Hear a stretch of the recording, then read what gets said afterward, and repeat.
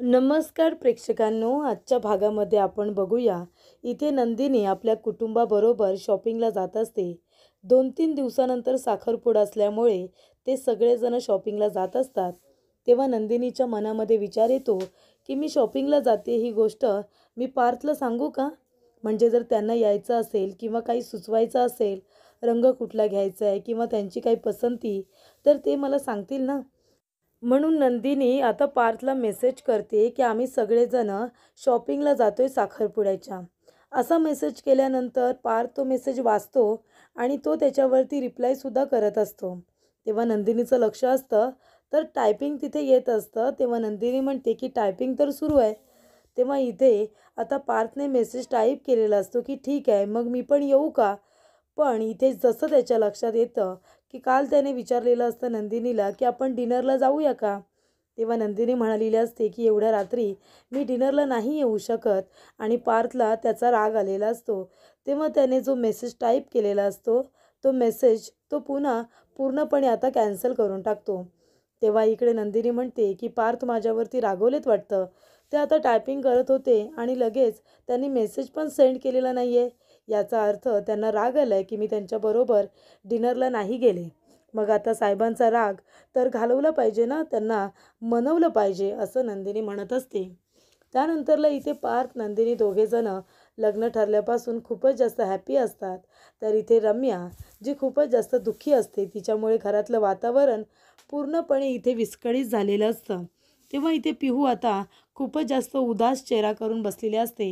श्रेया म्हणत असते की पिहू, हे बघ, आता चेहरा एवढा पाडून बसू नकोस, कळलं ना तुला? जर रम्याताईने बघितलं ना तर अजून सगळेजण प्रश्न विचारतील आणि अजून तिला राग येईल. तेव्हा आता नीट हो, गप्प बस. तेव्हा पिहू म्हणत असते, पण मी काय करू? मला जर रडू येतंय, मला हसायला येत नाही आहे, तर मी काय करू? त्यानंतर इकडे रम्या येते, श्रेयाला ब्रेकफास्ट देते, त्यानंतर पिहूलासुद्धा देते आणि एका बाजूला जाऊन उभी राहते. तेव्हा पिहू हळूच तिच्याकडे बघत असते. पिहूलासुद्धा तिने जी काही करामत केलेली असते त्याचं वाईट तर तिला वाटत असतं, कारण खूप मोठा तमाशा झालेला असतो घरामध्ये. जर ते लेटर तिने निदान त्याच्यावरती आय लव्ह यू टू जरी लिहिलं नसतं किंवा ते लेटर तिने रूममधून काढून तरी घेतलं नसतं, एवढं तरी केलं असतं ना, तरीसुद्धा गोष्टी तिथल्या तिथे सुरळीत झाल्या असत्या. म्हणजे रम्याचं पार्थवरती इतकं मनापासून प्रेम आहे, पण इथे पार्थचं तिच्यावरती प्रेमच नाही आहे आणि तो सांगून सगळ्यांसमोर मोकळासुद्धा होतो. पण इथे रम्याला त्या गोष्टीचं वाईट वाटणारच. पण त्याच्यामध्ये पार्थची सुद्धा काही चुकी नसते, कारण त्याला माहितीसुद्धा नसतं की रम्याचं त्याच्यावरती इतकं प्रेम आहे. आणि जेव्हापासून नंदिनीबरोबर त्याचं लग्न ठरलं तो नंदिनीबरोबर खूपच जास्त आनंदी असतो आणि त्याला नंदिनी आता आवडायलासुद्धा लागलेली असते. त्याचबरोबर इथे आता जीवा ब्रेकफास्ट करायला आलेला असतो. तो विचारतो, पिहू काय झालं तुझा चेहरा का एवढा उतरला आहे? तुला परीक्षेमध्ये कमी मार्क्स पडलेत म्हणून मम्मा ओरडली का? काय झालं, काही सांगशील का? तेव्हा पिहू काही बोलायला जाणार तेवढ्यातच जीवाला फोन येतो काव्याचा आणि तो तिथून निघून जातो. तर इकडे प्रेक्षकांनो, आता पिहूने जी काही चुकी केली आहे त्याचं तिला गिल्ट तर आहेच. तिला मान्य आहे की तिने खूप मोठी चूक केली आहे आणि त्याचीच तिला रम्याबरोबर माफी मागायची आहे. ती रम्याला म्हणते की रम्याताई, सॉरी ना गं, माझ्याकडून खूप मोठी चूक घडली. तेव्हा रम्या म्हणते, का पिहू, का केलंस तू असं? एवढं सगळं करायची खरंच तुला काही गरज नव्हती. का पडलीस तू आमच्यामध्ये? तेव्हा पिहू म्हणत असते, रम्याताई, त्याच दिवशी तू मला ओरडली होतीस आणि मला फक्त थोडासा तुला त्रास द्यायचा होता, बाकी काही नाही. मी खरं सांगते, मला नव्हतं माहिती गं, पुढे जाऊन एवढं मोठं घरामध्ये वादळ येईल, भांडण होईल, असं मला अजिबात वाटलं नव्हतं. रम्याताई, खरंच सॉरी ना गं, मी हे सगळं जाणून बुजून नाही केलं, फक्त मस्ती केली थोडीशी, तुला फक्त थोडासा त्रास व्हावा म्हणून. पण याचे परिणाम एवढे मोठे होतील याचा विचार नाही केला. त्यानंतरला काव्याचा फोन आलेला असतो. तेव्हा जेव्हा म्हणत असतो, हां काव्या मॅडम बोला, काय बोलताय तुम्ही, का फोन केलात? तेव्हा तुम्ही भेटायला येताय की नाही असं सुद्धा विचारतो. तेव्हा काव्या म्हणते की जीवा, तेच सांगायला फोन केला आहे. अरे आज आपलं भेटणं आहे ना, पॉसिबल नाही आहे रे. तेव्हा जीवा म्हणतो, का? काव्या म्हणते, अरे आज मी आहे ना माझ्या कुटुंबासोबत शॉपिंगला चालले साखरपुड्याच्या. तेव्हा जीवा म्हणतो की साखरपुड्याच्या शॉपिंगला जातेस कुटुंबासोबत, मग त्याचा आणि आपला संबंध काय? तू मला भेटायला येणार होतीस ना, मग तू भेटणं का कॅन्सल करतेस? तेव्हा काव्या म्हणते, जीवा अरे मी कुटुंबासोबत जाते शॉपिंगला, मग आता तिथे वेळ जाणार आहे ना, मग मी तुला भेटायला कधी येऊ? तेव्हा इकडे जीवा म्हणतो, हे बघ आपलं ठरलं आहे की दिवसामध्ये आपण एकदा तरी भेटायचं. हे रूल तूच तयार केली आहेस ना, मग तूच आता का मोडतीयेस? नाहीतर मी येऊन तुझ्या बाबांना भेटे ना आणि त्यांना सगळं सांगेन की आमच्या दोघांचं एकमेकांवरती प्रेम आहे, आम्ही दोघंजणं लग्न करणार आहोत, मग काय व्हायचं ते होऊ दे. तेव्हा काव्या म्हणते, हो का? मग नाही रे, तुला विचारलं तू काय करतोस, तर काय म्हणशील की दादा जे काही काम सांगतो ते मी करतो. अजून स्वतःच्या नावावरती एक कॉन्ट्रॅक्टसुद्धा नाही आहे. काय आहे स्वतःच्या नावावरती? तर दगड. असं सांगणार आहेस का तू? हे बघ जीवा आपलं ठरलं आहे की जोपर्यंत आपण दोघेजणं एकमेकांच्या पायावरती उभे राहत नाही तोपर्यंत आपण घरच्यांना काहीसुद्धा सांगायचं नाही आहे. आपलं ठरलं आहे की नाही? तेव्हा जीवा म्हणतो, मग आपलं हे पण ठरलं आहे की आपण दिवसामध्ये एकदा तरी भेटायचं. मग तू का नाही येत आहेस भेटायला? तू यायचं म्हणजे यायचं, नाही तर मी तुझ्या बाबांना भेटायला येतो आहे. तेव्हा काव्य म्हणते, नाही रे जीवा, तुझ्यामध्ये एवढी हिंमतच नाही आहे. खरं सांगते अजिबात हिंमत नाही आहे तुझ्यामध्ये. तेव्हा जीवा म्हणतो, तू मला चॅलेंज करू नकोस. काव्य म्हणते, मी तुला चॅलेंज करते. तू माझ्या बाबांजवळ येणारच नाहीस काही बोलायला भेटायला सुद्धा, कळलं का तुला? तेव्हा प्रेक्षकांनो आता इथे काव्य म्हणत असते की तुझ्यामध्ये दमच नाही आहे. जीवाचा आता इगो खूप मोठा. तो म्हणतो की आता तर तुझ्या बाबांना भेटायला येणारच. तू शॉपिंगला जातेस, मग तू मला भेटायला का येऊ शकत नाही आहेस?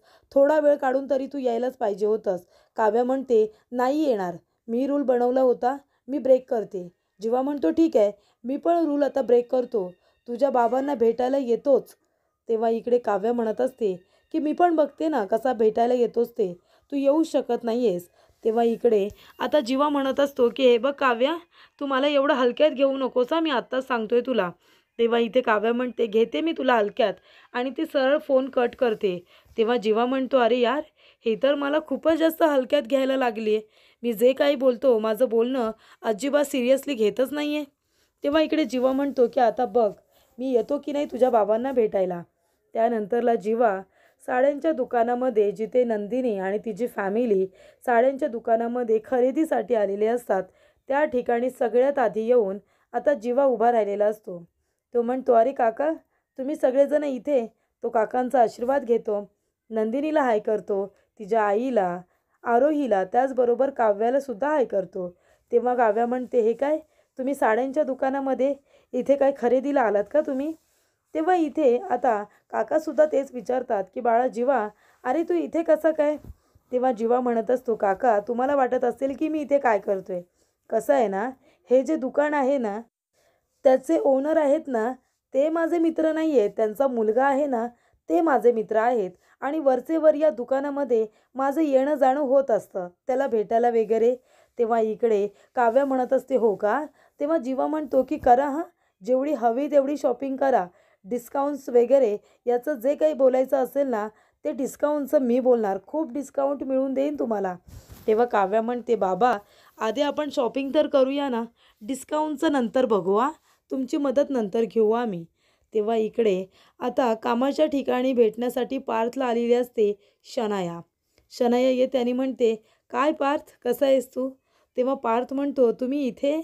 तेव्हा शनाया म्हणते, तुम्ही इथे नाही, तू इथे. असं विचार. अरे मला तुला भेटायचं होतं, तुझ्याशी बोलायचं होतं, म्हणून मी इथे आली आहे ना. तेव्हा पार्थ म्हणतो, मग तुम्ही एक काम करा ना, तुम्ही ऑफिसमध्ये बसा. तुमच्यासाठी काय मागू? म्हणजे चहा, कॉफी? तेव्हा इकडे शनाया म्हणत असते की तुझ्यासाठी काय मागू? चहा, कॉफी की मी, असं विचारायचं असतं. तेवढ्यातच इथे पार्थ म्हणतो की एक मिनिट हां, आणि त्याला फोन आलेला असतो जीवाचा. तेव्हा जीवा म्हणत असतो, अरे पार्थ दादा, कुठे आहेस तू? तुला माहिती आहे का, नंदिनी आणि त्यांची फॅमिली सगळी आली आहे ना शॉपिंगला साड्यांच्या दुकानामध्ये, तू पण ये इथे. तेव्हा पार्थ म्हणतो, अरे जीवा, आता साड्या खरेदी करायला मी तिथे कशाला येऊ, आणि ते लोक काय विचार करतील माझ्याबद्दल. तेव्हा जीवा म्हणतो, मग काय झालं, जेव्हा कॉफीला घेऊन गेला होतास तेव्हा तेव्हा तुला ऑकवर्ड नाही झालं का? तेव्हा इकडे आता पार्थ म्हणत असतो की बरोबर तोच विषय पकडून ठेवलायस तू. तेव्हा इकडे जीवा म्हणत असतो, बरं ये, मी तुला आता ॲड्रेस पाठवतोय, मी तुला लोकेशन सेंड करतोय, त्या लोकेशनवरती ये. तू पण आता नंदिनीला भेटशील ना, तेव्हा तुलासुद्धा छानच वाटेल, हो की नाही? मनामध्ये आनंद तर झाला आहे. तेव्हा पार्थ म्हणत असतो की दादा ते सगळं जाऊ दे, मी तुला लोकेशन पाठवलंय, नंदिनीला भेटायला लवकर ये. तेव्हा पार्थ म्हणत असतो अरे नंदिनीला भेटायला काही नाही, पण तिची फॅमिली पण असणार आहे ना तिथे, त्यांनी विचारल्यावर काय सांगू, मला त्यांच्यासमोर ऑकवर्ड वाटेल. तेव्हा शनया म्हणत असते की अच्छा, म्हणजे मी इथे याला एवढी भेटायला आली आहे तर मला इग्नोर करून त्या नंदिनीला भेटण्याचे प्लॅन करतोय हा. मला हे अजिबात सहन होणार नाही आहे. नंदिनी म्हणजे पार्थ हा फक्त माझा आहे आणि तुझ्यामुळे तो माझ्याकडे बघतसुद्धा नाही आहे. त्याने पूर्णपणे मला इग्नोर केलं आहे आणि आता याची शिक्षा तर तुला मिळणारच. तर इकडे नंदिनीला बिचारीला काहीच माहिती नाही आहे की तिच्या पाठीमागे आता किती मुली पार्थवरती लाईन मारते, त्याच्याबरोबर लग्न करायला सगळेजण आतुरलेले आहेत. तर इकडे रम्या शनया दोघीजणी असूनसुद्धा इथे पार्थला फक्त आणि फक्त नंदिनीबरोबर लग्न करायचं आहे. तर इथे सगळेजण साड्या बघत असतात, छान शॉपिंग करत असतात आणि काव्याला इथे जीवा सारखे मेसेजेस करत असतो, सारखे मेसेजेस. तेव्हा इकडे आता तिची आई विचारते की काव्या काय गं, कोण एवढे मेसेजेस करते तुला. तेव्हा काव्या म्हणते ते माझ्या ट्युशन क्लासेसमधून मला मेसेजेस येत आहेत, मी जरा आलेच महत्त्वाचे आहेत. तेव्हा इकडे काव्या येते, जीवाच्या हातातून मोबाईल खेचून घेते आणि त्याला म्हणत असते की जीवा, अरे काय चाललं आहे तुझं, तिथे मी माझ्या कुटुंबासोबत आहे आणि तू सारखे मला मेसेजेस करतोयस, मला विचारता येत ना कोण मेसेज करते म्हणून. तेव्हा इथे जीवा म्हणतो बरं आधी मोबाईल दे. तेव्हा काव्या म्हणते अजिबात नाही, तुला मी फोन देणारच नाही आता. तेव्हा जीवा तिच्या मागे धावत असतो आणि धावत असताना इथे आता धक्का लागतो आरोहीला. तेव्हा काव्या तर बाजूला जाते, पण आरोहीला जोरात धक्का लागलेला असतो. तेव्हा आरोही म्हणते काय चाललंय, आणि आधी ती इडियटसुद्धा म्हणते आणि तिने नीट बघितल्यानंतर तो जीवा असतो. ती म्हणते हे काय, तुम्ही या दुकानामध्ये इकडे तिकडे असे पळताय कशाला. तेव्हा जीवा म्हणतो नाही असंच, माझं थोडं काम होतं ना, म्हणून जरा घाईघाईने पळत होतो, बाकी काही नाही. तेव्हा आरोही म्हणते हो का, हे बघा तुम्ही एक काम करा, जरा वरचेवर सारखे इथे येत असताना सायकेट्रिकची गरज आहे तुम्हाला. तेव्हा इकडे जीवा म्हणत असतो आणि तुमची जीभ जरा जरा जास्तच अशी बोलायला लागते ना, तुम्हाला सुद्धा सायकेट्रिकची गरज आहे. तेव्हा इथे दोघेजण आता एकमेकांची खेचत असतात आणि मस्करी करत एकमेकांना टाळी देऊन हसतसुद्धा असतात. तेव्हा आरोही म्हणते ते काय आहे ना जीवा, मी इथे काव्याला शोधते, काव्या कुठे गेली अचानक. तेव्हा काव्या तिथे येते आणि म्हणते काय काय झालं, मी इथेच होते, माझा फोन आला होता ना म्हणून तिथे बोलत होते. तेव्हा आरोही म्हणते काव्या, अगं आईने साड्या बघून ठेवल्यात, त्यातल्या तुला कुठल्या हव्यात त्या बघ चल ना, सिलेक्ट कर. तेव्हा इथे काव्या जीवाचा फोन घेऊनच जाते, त्याला ती फोन अजिबात आता देत नाही. तेव्हा जीवा म्हणत असतो की काय आहे, माझा फोन घेऊन गेली, आता मी हिच्याबरोबर मेसेजवरती बोलणार तरी कसा. त्यानंतरला काव्य आता साड्या बघत असते, तिच्या आईने खूप साऱ्या साड्यावरती काढून ठेवलेल्या असतात आणि त्याच्यामधून आता सगळ्या साड्या सिलेक्ट करत असताना इथे त्यातली एक साडी नंदिनीला आवडलेली असते. ती म्हणत असते की ही साडी छान आहे. ती साडी आता नंदिनीला आवडलेली असते, तीच साडी आवडते काव्याला. काव्य म्हणत असते की अरे ही साडी खूप छान आहे, मला ही साडी आवडली आहे. तेव्हा इथे नंदिनी म्हणते बरं बरं ठीक आहे, तुला आवडली आहे ना ही साडी तुला ठेव, काही हरकत नाही. तेव्हा इथे आता तिची आई म्हणत असते शारदा, अगं पण नंदिनी लग्न कुणाचं आहे, काव्य तू सांग लग्न कुणाचं आहे, नंदिनीचं की तुझं. मग आता नंदिनीचं लग्न आहे तर तिला जे आवडलं आहे ते तिला घेऊ दे ना, ती साडी तिला आवडली आहे ना, तिला दे बरं. तेव्हा इथे आता नंदिनी म्हणत असते आई ठीक आहे गं, ही साडी तिला आवडली आहे ना, घेऊ दे तिला, आणि तसंही इथे किती साड्या आहेत बघ, मला दुसरी कुठली आवडते का ते बघते, ती साडी मी घेते, काही हरकत नाही. तेव्हा इकडे शारदा म्हणत असते नंदिनी, हे बघ एवढा पण समजूतदारपणा चांगला नाही या, नाहीतर एक दिवशी एवढा समजूतदारपणा जर दाखवलास ना तर तुझ्या हक्काचं सुद्धा कुणीतरी तुझ्याकडून हिरावून घेईल बघ तू. तेव्हा इथे नंदिनी म्हणते आई एवढं काय गं, साड्यांची तर गोष्ट आहे ना, काही हरकत नाही, तिला ती आवडले ती ठेवू दे, मला मी दुसरी साडी बघते. तेव्हा इथे आता त्या ठिकाणी जीवासुद्धा येतो. तेव्हा जीवा तिथे आल्यानंतर म्हणत असतो काय कशी चालली शॉपिंग, घ्या हां, शॉपिंग हवी तेवढी करा आणि अजिबात इथे डिस्काउंटचं टेन्शन घेऊ नका, मी आहे ना, मी बरोबर तुम्हाला साड्यांवरती डिस्काउंट करून देतो. तेव्हा काव्य म्हणते तुम्ही काय इथे दिवस रात्र असता का, नाही डिस्काउंट खूपच जास्त वाटच तुटलं आहे ना म्हणून विचारत होते, बाकी काही नाही. तेव्हा इकडे नंदिनी म्हणते काव्या अगं असं काय बोलतेस. तेव्हा नंदिनी म्हणते सॉरी तिला जरा मस्करी करायची सवय आहे, थोडा आगाऊपणा करते ती. तेव्हा इथे आता जीवा म्हणत असतो की हो माहिती आहे मला, म्हणून तर ती मला इतकी आवडते. असं म्हणाल्यानंतर सगळेजण जीवाकडे बघतच बसतात. तेव्हा इथे सगळेजण म्हणतात काय बोललास तू? तेव्हा जीवा म्हणतो काही नाही, साड्या साड्या म्हणालो मी, की इथे साड्या खूप छान मिळतात, त्या आवडतात मला, म्हणून मी वरचेवर कधी माझ्या आईला जर साडी हवी असेल तर खरेदी करण्यासाठी मी इथे येत असतो, बाकी काही नाही. तेव्हा इथे आता सगळेजण आश्चर्याने त्याच्याकडे बघतात. नंतरला इथे नंदिनी म्हणत असते, बरं आता तुम्ही इथे आलाच आहात तर तुम्ही जरा माझी हेल्प करा. तेव्हा जीवा म्हणतो हां बोला ना, काय हेल्प करू? नंदिनी म्हणते की तुम्ही मला सांगा की मला आता इथे साडी खरेदी करायची आहे, तर पार्थला कुठला कलर आवडतो ते मला सांगा. जो कलर पार्थला आवडत असेल ना, तो कलर मी खरेदी करते माझ्यासाठी. तेव्हा इकडे जीवा म्हणतो हो मी का नाही करणार, मी तर तुम्हाला सांगेन की दादाला सगळ्यात जास्त कुठला कलर आवडतो ते. आणि इथे आता जीवा येतो आणि सगळ्या साड्या तो चेक करत असतो आणि त्याच्यामध्ये बरोबर जी साडी नंदिनीला आधी आवडलेली असते आणि तीच साडी काव्याला सुद्धा आवडते, तीच साडी आता जीवाला सुद्धा आवडते. जीवा म्हणतो की ही साडी आहे ना, ही साडी पार दादाला खूप आवडेल, कारण त्याचा हा आवडता कलर आहे म्हणून. तेव्हा इकडे आता काव्या गप्पच बसते, कारण जी साडी नंदिनीकडून तिने घेतलेली असते तोच साडीचा कलर आता पार्थला सुद्धा आवडत असतो. तेव्हा इकडे नंदिनी म्हणते बघितलं, हा कलर पार्थचा आवडता आहे का? तेव्हा शारदा म्हणते काव्या, आता ती साडी आहे ना ती नंदिनीला देऊन टाक, कारण तोच कलर पार्थचा सुद्धा आवडीचा आहे. तेव्हा आरोही म्हणत असते अरे वा, काय चॉईस आहे दोघांची. बघितलं का जीवा, म्हणजे हीच साडी आहे ना, ही साडी नंदिनी ताईला आवडली होती, पण ती साडी काव्या ताईला आवडली म्हणून तिने तिला देऊन टाकली होती, पण पार जिजूंना सुद्धा हाच कलर आवडेल म्हणून पुन्हा ती साडी तू नंदिनी ताईला दिलीस, हो की नाही? तेव्हा इथे जीवा म्हणतो हो का, ही साडी काव्याला दिली होती, आणि तो आता गप्प जाऊन बाजूला उभा राहतो. तेव्हा इथे काव्या त्याच्याकडे रागारागाने बघत असते. तेव्हा जीवा कान पकडतो आणि तिला सॉरीसुद्धा म्हणतो. तेव्हा इथे काव्या म्हणत असते ताई ही घे, ही साडी तुला ठेव. तेव्हा नंदिनी म्हणते नाही असू दे, मी माझ्यासाठी दुसरी साडी बघते. नाहीतर इथे काव्याने पुन्हा ती साडी नंदिनीला परतच दिलेली असते. तेव्हा नंदिनी म्हणते की मी जरा पार्ससाठी काहीतरी बघते. तेव्हा इकडे आता नंदिनी आणि आरोही दोघीजणी पार्ससाठी इथे शर्ट सिलेक्ट करत असतात. तेव्हा इकडे आरोहीसुद्धा छान छान कलर नंदिनीला दाखवत असते, पण ते तिला काही आवडत नाही.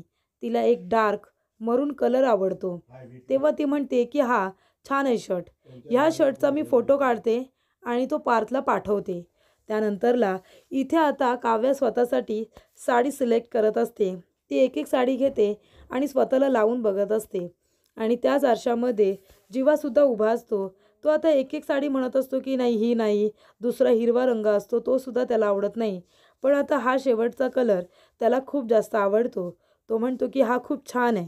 तेव्हा त्याला तो कलर आवडल्यानंतर काव्याने जीवाला आवडलाय म्हणून तो कलर आता सिलेक्ट केलेला असतो. त्याच्यानंतर इथे जीवा तिला म्हणतो की एवढा चांगला कलर आहे की मला तुला येऊन आता मिठी मारावीशी वाटते, पण तिथे शारदा बसलेली असते, त्याच्यामुळे तो आता तिच्याकडे बघतो आणि बाजूला उभा राहतो. तर इथे शनाया आलेली असते. शनाया म्हणते की याच दुकानामध्ये साड्या खरेदी करायला आलेत ना, आता बाहेर येऊ दे, तिचं आजच काम करून टाकते की नाही बघच मी. नंदिनी, तुला सोडणार नाही आहे मी आता. त्यानंतरला नंदिनीने जो शर्ट खरेदी केलेला असतो त्याचा फोटो इथे पार्थला पाठवलेला असतो आणि ती म्हणते हा तुमच्यासाठी खरेदी केला आहे. तेव्हा पार्थला तो कलर खूपच जास्त आवडतो, पण तो शर्ट बघतो पण रिप्लाय अजिबात करत नाही. तेव्हा नंदिनी म्हणते की माझा फोटो तर पाठवलेला बघितला आहे, पण रिप्लाय केला नाही. माझ्यावरती पार्थ खूपच जास्त रागवलेत वाटतं. त्यानंतर शनाया म्हणत असते ही नंदिनी कधी बाहेर येते, आज तिचा गेम मी करूनच टाकणार आहे. तेवढ्यातच आता सगळेजण शॉपिंग झाल्यानंतर बाहेर आलेले असतात आणि नंदिनीची वाट बघत असतात. नंदिनीची शॉपिंग झालेली असते. ती म्हणत असते आई बाबा, कधीपासून मला तुमच्या दोघांसाठी सुद्धा काहीतरी घ्यायचं होतं आणि म्हणून मी तुमच्या दोघांसाठी सुद्धा कपडे खरेदी केलेत. तेव्हा इकडे आता काका म्हणत असतात की बाळा, अगं आमच्यासाठी कशाला खरेदी केलीस, तुझ्यासाठी घ्यायचं ना. तेव्हा नंदिनी म्हणते बाबा, तुमच्यासाठी नाही घेणार तर कुणासाठी घेणार? आता जर मुलाने घेतले असते तर असं बोललं असतात का तुम्ही? तेव्हा काका म्हणतात नाही अजिबात नाही, मी तू घेतलेस ना तरीसुद्धा काही बोलणार नाही आहे. तू आमचा विचार आधी करत आली आहेस आणि स्वतःचा नंतर, ते मला माहिती नाही आहे का बाळा? तेव्हा नंदिनी म्हणते, बाबा पण मी आहे ना आनंद भवनमध्ये सगळ्यांसाठी काही ना काहीतरी घेतलं होतं, ती माझी पिशवी तिथेच राहिली, थांबा मी घेऊन येते. तेव्हा इकडे शनया म्हणत असते की चला आता ही नंदिनी आयती माझ्यासमोर चालत आलेली आहे, आत्ताच्या आत्ता हिला उडवते आणि हिचा गेम इथेच संपवते. तेव्हा नंदिनी रस्ता क्रॉस करत असताना इकडे शनया मुद्दामून गाडी आता फास्ट करून चालवत असते, कारण तिला उडवून तिला जायचं असतं. तेव्हा इकडे जीवा आता बाहेर आलेला असतो आणि तो काव्याला बाय करण्यासाठी तिथे उभा असतो. तेवढं त्याचं लक्ष जातं तर नंदिनी इथे रस्ता क्रॉस करत असताना शनया जोरात तिच्या दिशेने गाडी घेऊन येते आणि तेव्हा जीवाचं लक्ष जातं आणि तो काळजीपोटी तिला आता आवाज देणारच असतो. तर पुढील भागामध्ये आपण बघूया, इथे वसूने फोन केलेला असतो एका माणसाला आणि ती म्हणते आजच्या आज काम झालं पाहिजे. तर इथे पार्थने आता नंदिनीला भेटायला बोलवलेलं असतं कॉफी शॉपमध्ये. त्या कॉफी शॉपमध्ये नंदिनी आल्यानंतर तिला बघून पार्थ खूपच जास्त खुश होतो, पण खुश झाल्यानंतर तो लगेच त्याचे चेहऱ्याचे एक्सप्रेशन बदलतो, कारण त्या ठिकाणी फक्त नंदिनी नाही तर काव्यासुद्धा आलेली असते आणि आरोहीसुद्धा आलेली असते. त्यांना बघितल्यानंतर इथे पार्थ आता पूर्णपणे नाराज होतो आणि त्या ठिकाणी नंदिनीबरोबर तिच्या बहिणी आलेल्या असतात आणि त्या पार्थला बघून खूप जास्त खुश होतात. पण इथे नंदिनी मात्र आता गप्पच बसते, कारण त्याचा प्लॅन फ्लॉप झालेला असतो. त्याला फक्त नंदिनीला एकटीलाच भेटायचं असतं. तर इकडे रम्या म्हणत असते, आई अगं तू करणार तरी काय आहेस ते तरी सांग ना.